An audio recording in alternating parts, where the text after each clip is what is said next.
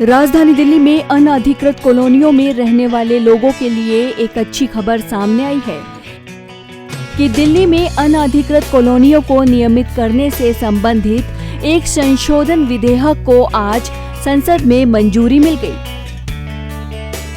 बता दें, राज्यसभा ने इस बिल को पहले ही मंजूरी दे दी थी और अब आज यानी बुधवार को लोकसभा में भी ये पारित हो गया।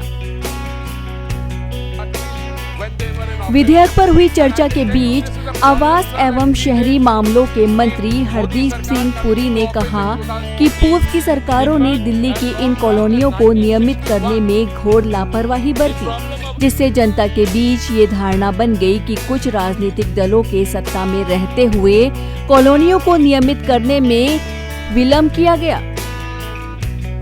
उन्होंने किसी दल का नाम लिए बगैर ही कहा कि इससे पहले किसी सरकार ने इस मुद्दे को गंभीरता से नहीं लिया। Issue of unauthorized colonies has been delayed by some political parties when they were in office, and I can tell you this is a problem, sir, that predates the Modi Sarkar coming into office in 2014. In fact, as long back as 1961, the problem of unauthorized colonies in Delhi was thrown to the basis, and 103 colonies were regularized in 1962.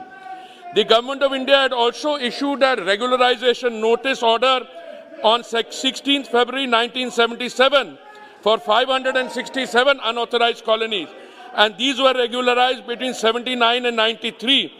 Then again in 2001, sir, a similar order was issued. But the history of the problem of unauthorized colonies in the National Capital Territory of Delhi has been that prior to this, no government took this issue up with any degree of seriousness. So the problems of Delhi are very well known. Some of these problems are understood, but let me try and point out the demographics.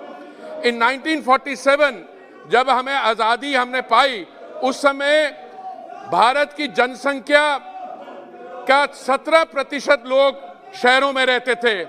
Delhi की आबादी उस समय 8 लाख थी 1947 में, क्योंकि पाकिस्तान से शरणार्थी आए। जो हमारा पहला सेंसस है 1951 का, उसके अनुसार दिल्ली की आबादी 22 लाख हो गई।